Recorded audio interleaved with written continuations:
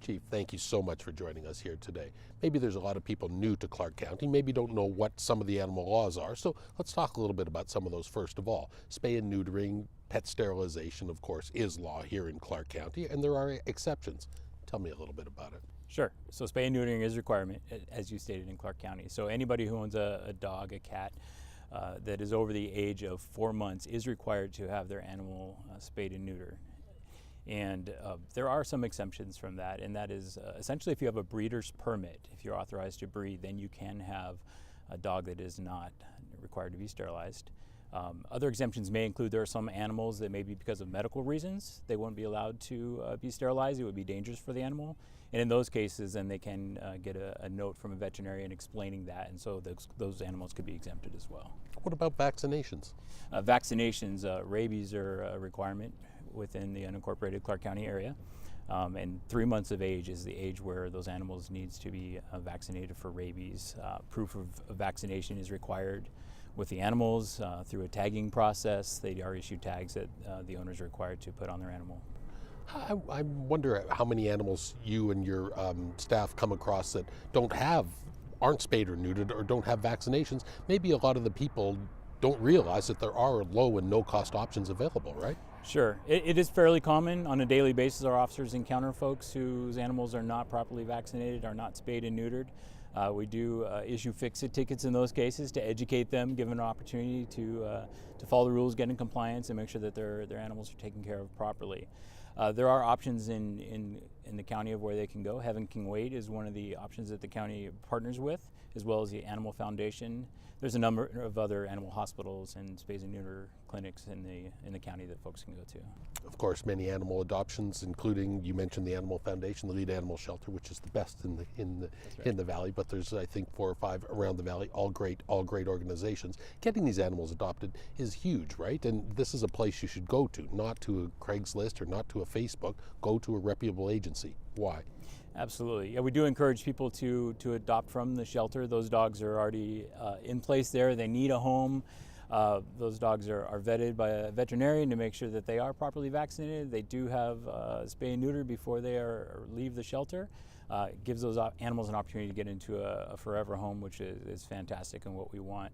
Some of the concerns with Facebook, Craigslist, other people that may advertise animals for sale is that these are primarily, almost all the time, illegal backyard breeders who are just not have the best interest of the animals at heart. They're in it to make some money oftentimes, and they continually do this. So it's detrimental to the animals. We've also found instances where these animals are sick when they're adopted out from Craigslist or Facebook. And so we just encourage people to go through the right channels through a shelter or a reputable breeder. And does that include, we see many of these breed-specific breeders setting up, at the PetSmarts and different animal shelters, or recognized breeders like that? Do you recommend? Yeah, that's absolutely fine as long as they are reputable breeders. And one of the requirements that folks have to have is that if they are advertising on Facebook or Craigslist, then they have to have their breeder's license posted. And that means that they have been inspected by our animal control department, that they have been licensed to do that.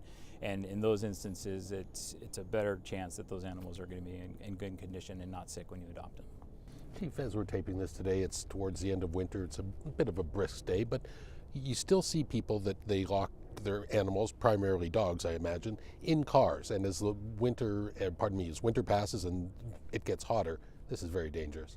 Vehicle confinement is a huge issue for animal control. It's really detrimental to animals, and it's at this day and age, with all the publicity and all the news stories that year after year we see tragedies with animals left in cars, that we really want to educate folks to let them know that it's not okay. Certainly it's more obvious on the hot days as we get here in the Vegas area, where people are a little more cognizant of it, but even on days where the temperature is a little more moderate, it can still get extremely hot in the vehicles where your animals are in danger in there. And the same thing goes with cold temperatures in a vehicle.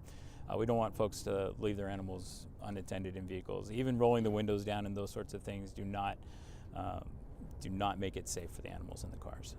We've been fortunate enough to ride along with the men and women, your officers here, many times, and it seems like routine calls, I'm sure happen dozens of times a day, is showing up at a residence, primarily dogs or cats there, some sort of nuisance or some sort of problem that probably the human hasn't set up their house or that location for their animal correctly. Is that correct? And what should a person, what responsible pet ownership is required? Sure. And again, that oftentimes goes back to the weather outside. You know, folks leave their animals outside in the heat and the cold, and it's not necessarily a bad thing to do so, provided that you're taking the proper precautions for your animals by having proper shade for the animals. They have to be able to get to the shade in the summer times. The heat is just too hot.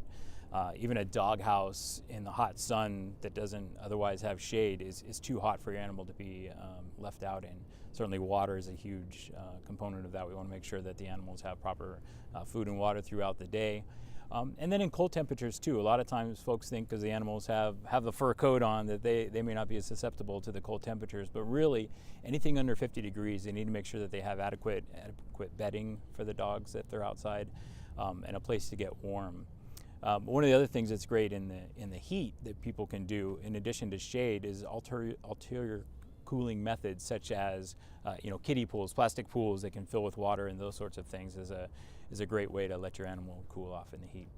Chief, you handle a number of unusual animal calls, and I know something recently that has come up and happens a couple times a year here in Clark County, seems to, is cockfighting. Now, gosh, I can't believe people in this day and age still do this. Obviously, that's very illegal, but how often does this happen? What signs are there for this type of activity going on? Sure. Well, I think it happens more frequently than we know about, unfortunately. But there's certainly some signs that people can look for, and really the last few that have been in the news lately that we were made aware of were because of diligent neighbors who are aware of their surroundings, knowing what's going on in their neighborhoods with their neighbors, and they are reporting that to us in the police department. And so we really want neighbors to be aware of these things. Oftentimes, a large number of roosters on the property is a sign. That's generally illegal. There are different zonings that have different requirements for how many roosters are allowed. But if there are many roosters on a property, there's usually something that's not going on that should be with that property. As well, that when they're actually cockfighting going on, a large group of people will be out in the backyards and there'll be a lot of noise and those sorts of things, other things to be aware. So that coupled with the large amount of animals should be something that neighbors should be concerned about, and they should be notifying us. I know through yourself and through the county commission, you've also taken care of every type of animals. A pigeon ordinance and pigeon laws were put into place in Clark County last year. Tell me about those. We did. We've had a number of complaints over the years regarding pigeons being out and people feeding them in public, and then pigeons gather, kind of create these nuisance conditions with their droppings and other things in the neighborhoods. So the commissioners did pass this year a more strict law regarding the feeding of pigeons. So you cannot feed pigeons in any public park. You cannot feed pigeons in any residential properties. And so if folks have large gatherings of pigeons that are causing problems in their backyards, there's a decent chance that one of their neighbors may be contributing to that problem by feeding them. And if that's the case, they can call us. We will go out and we will address the issue with those neighbors to try to educate them again that this activity is not allowed. Is that the same for other nuisance animals like that? Absolutely. We always request that people call us when there's issues with any nuisance animals, that they contact our office.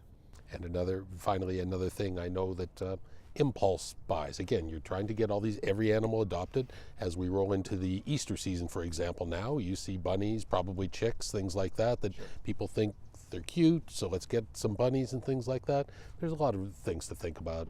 Tell me about this. And bunnies are a prime example, and chicks, especially this time of year. Folks see them, their kids want them. They think it'll be fun to have this pet in their house for them. They think their kids will like it, and then that wears off fairly quickly when they realize the responsibility and the amount of care that goes into these animals. And oftentimes we see they just think these are wild animals sometimes with these domesticated bunnies, and they're released into parks. They release them in different areas around town, and it really creates a problem for those animals, for the neighborhoods.